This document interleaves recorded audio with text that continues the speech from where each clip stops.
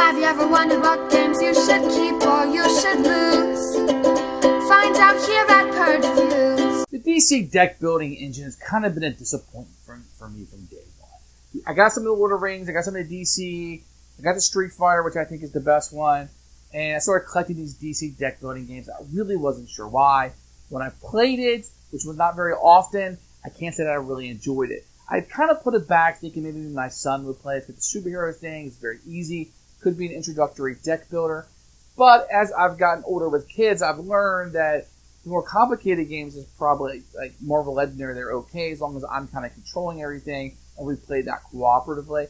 I would really like this game to be able to play it. But there's a few negatives for me. One, I'm not really a comic book guy, and I don't recognize a lot of the characters in this. It's really weird to me that Robin and these guys are in this. It's fine.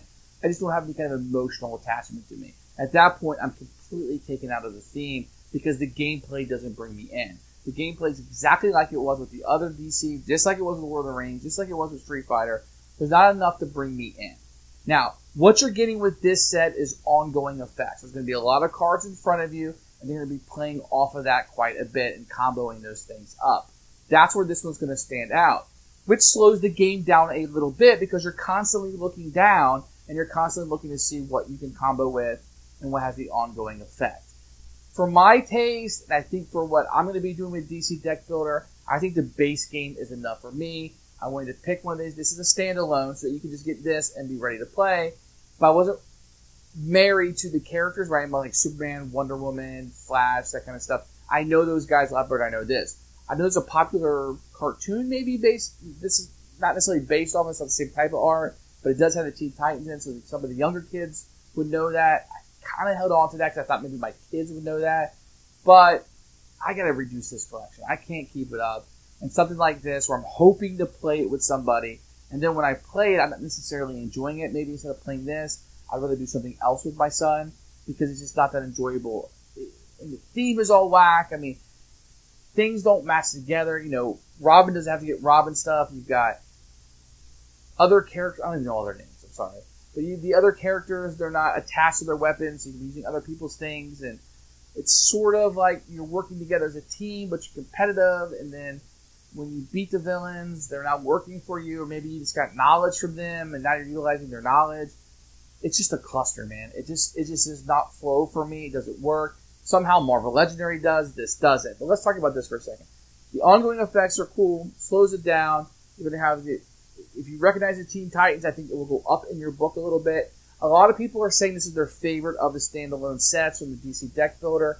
I can understand that. I get it. It's a good deck. And I think the more you're with those characters, the more they're going to enjoy it. I do like some of the individual powers on these guys. But at the end of the day, there's no movies. I don't know them. I don't read comics. I don't know who they are. There's no emotional attachment to the theme. Might as well be random people, and the game isn't good enough to make up for that. So this will be a purge for me. Not going to keep it. I hope you enjoy it, though. If you like DC deck building, this is one of the ones to get. It's very neat. It has some recognizable people as a Robin. But, that's going to play a lot into it, whether you're going to like this or not. This is the DC deck building expansion, Teen Titans. You're going to see the Titans on the front here. Here's Robin. No idea why he's not front and center. But it's going to be the Teen Titans expansion. It's going to be same size as the original base box. I have the first printing, so there's a promo inside. I don't know if that means anything to anybody, but when you look inside, you're going to have a rule book, which we'll go over in detail in just a few minutes. You're going to have a kind of a custom insert in here. It's really big for what comes in here. There's not enough room. Maybe if you wanted to put some other expansions in here a second. You're going to get these oversized cards, which will be your characters, and we'll go through these when we look at the flow of the game. You're going to get a bunch of cards, which will be the action cards, and they look pretty good. They feel really good in the hand. I do like the quality of these cards. They feel really, really good. You're going to get a bunch of weakness cards, which will be different than the ones in the base game. They'll have this ugly Joker teeth on it. And then you have the vulnerability that you'll have here. And then you'll have your kick cards, which will have different artwork than the base game. Let's see what else we got. We got some villains here, which we'll go through when we look at the flow of the game. And then we'll have our starter cards, our punch cards that will be here. You can see a woman, a female character. I don't know her name. I'm sorry, I don't read DC Comics, but it's right here. So these are all the cards that you'll get. You have kind of a custom insert. You have enough room to put some of your expansions, other stuff in here if you so wanted to. And that's going to be what you get. Here's a rulebook for Teen Titans. Very similar to what the box are. They kind of put them in a different order, I think, to fit them on here. You're going to get an overview, kind of tells you how to set up the game. You're going to get a picture of what all the little cards will look like, so you'll know. You're going to get the main deck, the supervillain stack, and a picture of the lineup of where you'll be set up. And this is something you'll see in a lot of these books. So you're going to have the gameplay, the ending of your turn, and how the game will end. And then you're going to get the additional rules, which are always really handy in a game like this. It goes over some different cards and kind of how they all work. In your decks, destroying them, locations. This is really good for someone who's never played a deck builder. If you played a deck builder, you probably go through that rather quickly. Here are some variants that you have. The ultra competitive superhero draft. And then some rule clarifications about certain cards, just so there's no questions when you're playing. Oversized superhero cards that'll FAQ at the end. Some credits, and then at the back you have a turn sequence and end of turn and kind of how that goes. Rulebook are actually really good. I do like the rulebooks in here. They're a little bit wordy. There's a lot in here, but it's written for somebody who's never played a deck builder. You know, if you're buying this at Spencer's or at Target or something, you'd be able to really easy. It does a good job at that. Set up the games is pretty easy. You can take your kicks and you're going to put those out, and you'll put your weaknesses, which you'll be able to get throughout the game. You don't want the weaknesses, but the kicks can be kind of useful. You also take your villains that you're going to have here, and I'll just show you what some of them do. You have the Brain and Mansoor Mallah, P. Simon, Brother Blood, Blackfire, Cheshire. Looks like we got Terra, Slade Wilson, Superboy Prime, Clock King, Trigon, Dr. Light, and Harvest. I don't know a whole lot about these comics, I'll be honest with you.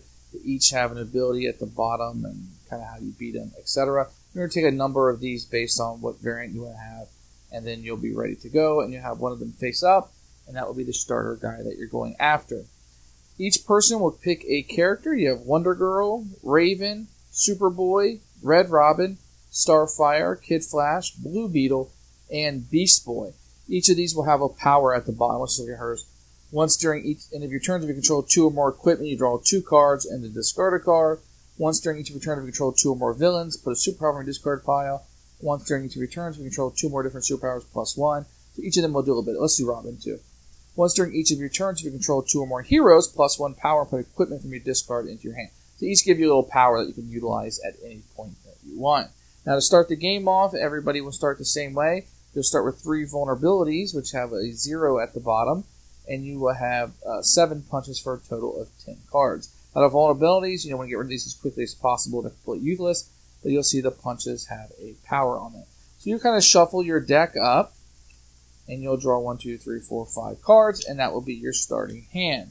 Now, even though you have these 3 cards that anybody can fight off, there's going to be a deck of cards that will have the remainder of the cards in here, and you'll put 5 of these up, face up, and I'm just kind of putting them in here so you can see everything in one frame. And you'll see each of these down here will have not only a victory point that they're worth, a cost that would take to buy it, and they usually have a power. You can buy equipment and superpowers and heroes. There's all kinds of cards in here. Oh, there's a kick in there. Should be in there. You'll have locations that you can put, and when you draw those, you put those out, and they're ongoing. You're going to have extra equipment, villains to fight. Whenever you beat these guys, they're going to go in your deck. So let me put out one of these. I'm going to put one of these equipment out so you can see how a villain works. So on your turn, you're going to have your 5 cards, and you kind of look at what they are. There's only one currency in this game. If you never played Deck Builder, that just means one thing that you'll be keeping track of, in this case, power. These vulnerabilities are completely useless, so I want these out of my hand as quickly as possible. But I will have 2 power in order to buy something. So I just look down here and I look, this Shapeshift power, it costs 2. I can purchase this, and whenever it comes in my deck, I get plus 1 power. So this will go in my discard pile.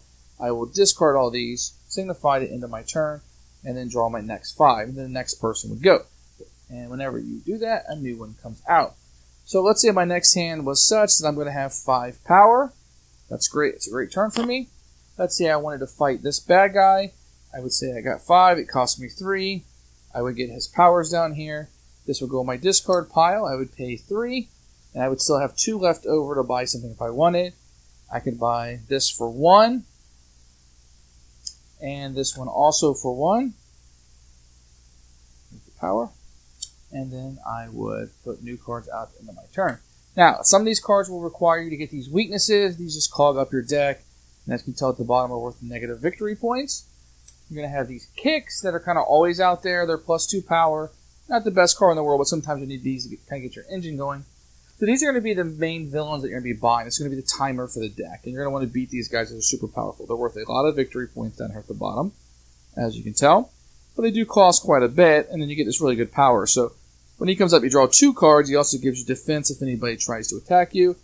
And he always has like a first appearance. So when he first gets drawn over, each player chooses 2 cards in their hand, pass each other cards in the hand of the player to your left. So they'll do something usually when they come out. So when this guy is defeated, he will go in somebody's discard, then this guy will come out. Depending on how many cards you're playing, how many villains you want to beat will be the length of the game and how long it will last. And at the end of the game, you're going to take your pile of cards, and everybody is done, and you will count up how many victory points you have. That's all that matters. You count up the bottom where the stars are at. Whoever has the most points wins. And that's how you play DC Deck Building Teen Titans. You should buy this game. If you like the DC Deck Building, base or core game, and you're looking for an expansion, this is one of the ones to get. This is a very good set. A lot comes in it. Got some different artwork on those kick cards, different artwork on that weakness. That weakness cards in the base game is just disgusting showing the teeth. This will be a little bit different, give you some extra characters to play with, some extra cards, and it has kind of that theme of having the ongoing on a lot of this stuff where you can put it down in front of you, you can trigger off of it a lot. You like that sort of thing. But you're going to need to make sure that you choose your cards wisely because they're going to combo off of each other. It's fine.